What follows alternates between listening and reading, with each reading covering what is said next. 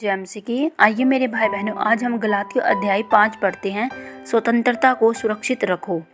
मसीह ने स्वतंत्रता के लिए हमें स्वतंत्र किया, अतः इसी में स्थिर रहो और दास्तव के जुए में फिर से न जूतो। देखो, मैं पौलुस तुमसे कहता हूँ कि यदि खतना कराओगे तो मसीह से तुम्हें कुछ लाभ न होगा। फिर भी मैं हर एक खतना कराने वाले को जताए देता हूँ कि उसे सारी व्यवस्था माननी पड़ेगी।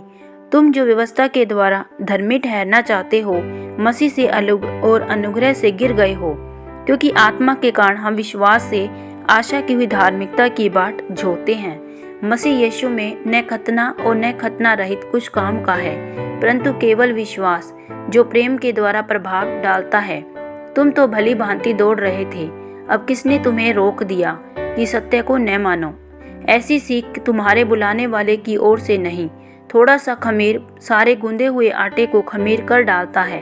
मैं प्रभु पर तुम्हारे विषय में भरोसा रखता हूँ कि तुम्हारा कोई दूसरा विचार न होगा, परंतु जो तुम्हें घबरा देता है वह कोई क्यों न हो दंड पाएगा। परंतु हे भाइयों, यदि मैं अब तक खतना का प्रचार करता हूँ तो क्या अब तक सताया जाता हूँ?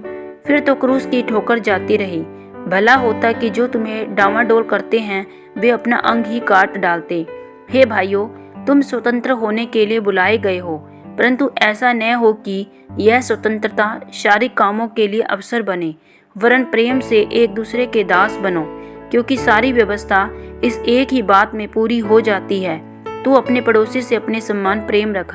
पर यदि तुम एक दूसरे को दांत से काटते और फाड़ खाते हो तो चौकस रहो कि एक दूसरे का सत्यानाश न कर दो। पवित्र आत्मा द्वारा संचालन।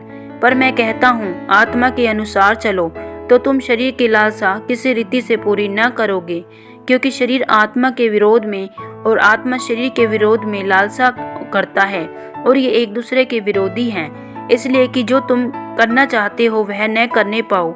यदि तुम आत्मा के चलाए चलते हो तो व्यवस्था के अधीन न रहे।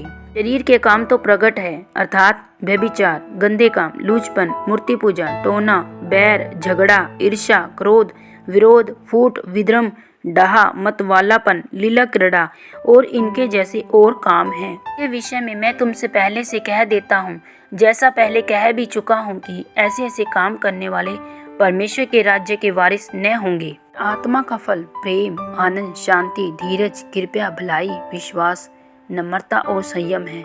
ऐसे ऐसे कामों के विरोध में कोई भी व्यवस्था नहीं। जो मसीह यीशु के हैं, उन्होंने शरीर को उसकी लालसाओं और अभिलाषाओं समेत क्रूस पर चढ़ा दिया है। यदि हम आत्मा के द्वारा जीवित हैं तो आत्मा के अनुसार चले भी। हमें घमंडी होकर न एक दूसरे को छेड़ना है और न एक दूसरे से डाहा करना है। आमीन। प्रभु आप सबको गलातियों पुस्तक सुने जाने पढ़े जाने पर बहुतायत से आशीष और बरकत दे। सबको जेएमसी की।